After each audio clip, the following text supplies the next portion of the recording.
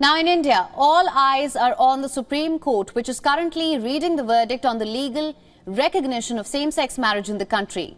This is a landmark case for the LGBTQ plus rights in the country and follows a historic judgment by the Supreme Court in 2018 that decriminalized homosexuality.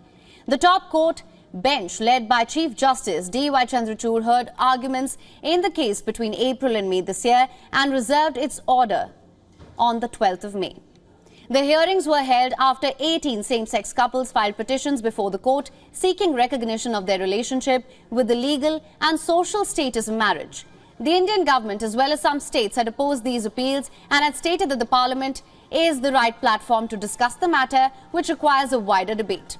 During the hearings, petitioners argued that India is a marriage-based culture and that LGBTQ plus couples should be granted the same rights as any heterosexual couple.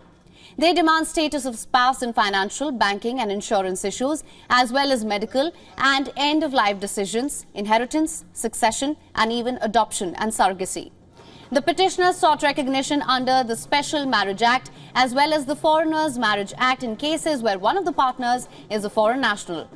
They cited provisions of the Indian Constitution, the UN Human Rights Declaration, as well as various international conventions and laws passed in other countries giving equal rights to the community.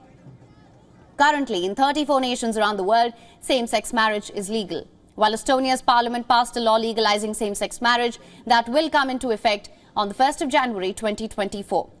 While the Indian government had argued that marriage is traditionally seen as a bond between a man and a woman, reflecting long-standing religious, cultural and social norms, the government stressed the importance of legal stability and continuity, arguing against any abrupt changes that may trigger societal instability. Among its other slew of arguments, the government highlighted that same-sex relationships are decriminalized and LGBTQ plus citizens have rights, but marriage legalization is a separate issue with broader implications.